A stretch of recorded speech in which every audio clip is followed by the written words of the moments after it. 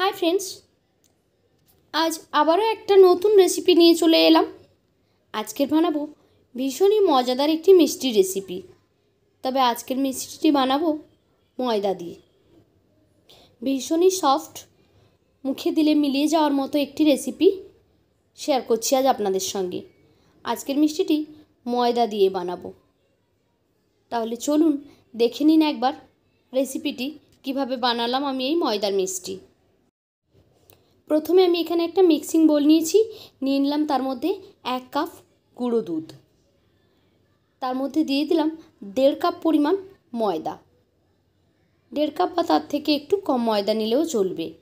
সেই সঙ্গে দিয়ে দিলাম এর মধ্যে হাফ টিস্পুন বেকিং পাউডার, দিয়ে দিলাম স্বাদ অনুযায়ী লবণ। এখন সবগুলো উপকরণকে চামচ দিয়ে এভাবে একটু মিক্স করে নিচ্ছি। এবারে এর মধ্যে দিয়ে দেব আমি 2 চামচ ঘি। আপনারা চাইলে এখানে সাদা তেলও ব্যবহার করতে পারেন, তবে ঘিটা দিলে এর ফ্লেভারটা খুব সুন্দর আসবে। ঘিটা দেওয়ার পর সব উপকরণকে আবার খুব ভালোভাবে হাত দিয়ে আমি একটু মিক্স করে নিচ্ছি। তারপর এর মধ্যে হালকা হালকা গরম জল দিয়ে একটা সফট ডো বানিয়ে নেব। একটু উষ্ণ গরম জলটা নিলে ভালো হয়, না নিলে ঠান্ডা জল নিলেও হবে, কোনো অসুবিধে নেই।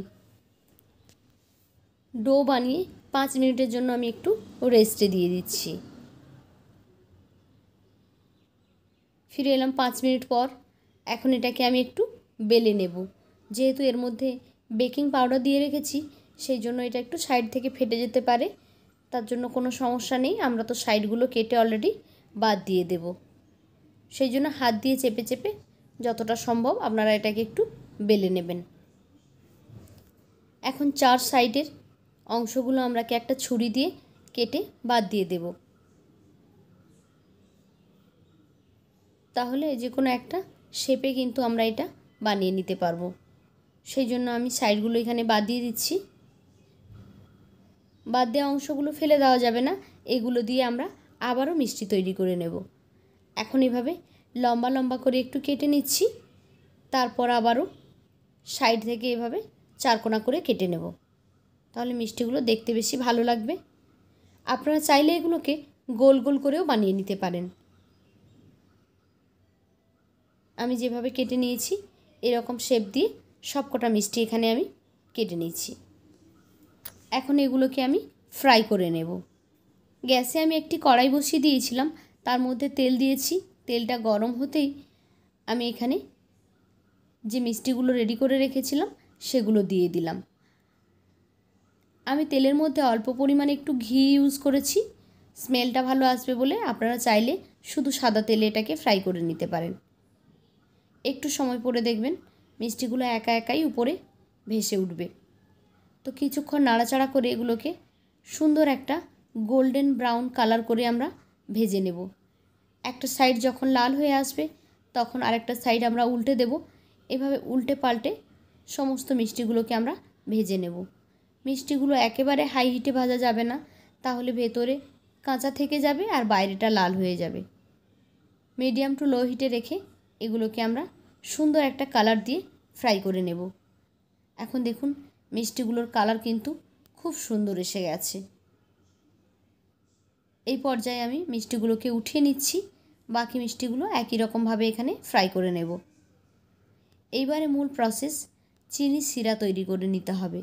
আমি এখানে নিয়েছি 1.5 কাপ চিনি, সেই সঙ্গে দিয়েছি 1.5 কাপ জল, দিয়ে দিলাম 2টো এলাচ আর দিয়েছি কয়েকটা কেশরের ধাগা। এখন এই চিনির সিরাটাকে আমি জাল করে নেব। চিনির শিরাটা কোনো রকম 1 তার 2 তারের শিরা হবে না, জাস্ট একটু চিপচিপা টাইপের শিরা হবে, কিন্তু খুব বেশি একদম গাঢ় করা যাবে না শিরাটাকে। শিরাটা কিন্তু পাতলাই থাকবে। ফুটে ওঠার পর আমি 3-4 মিনিট মতো ফুটিয়ে নিয়েছি, তাহলেই কিন্তু শিরাটা রেডি হয়ে যাবে। এখন আগে থেকে ভেজে রাখা মিষ্টিগুলো একটা বোলের মধ্যে আমি এভাবে দিয়ে দিচ্ছি। তারপর যে চিনির শিরাটাকে রেডি করলাম সেই চিনির শিরাটা এখন এর মধ্যে ঢেলে দিচ্ছি। 2 থেকে 3 ঘন্টা এইভাবে কিন্তু ঢেকে রেখে দিতে হবে, তাহলে চিনির শিরাটা খুব ভালোভাবে মিষ্টিগুলোর মধ্যে অ্যাবজর্ব করে যাবে আর মিষ্টিগুলো অনেকটা নরম হবে।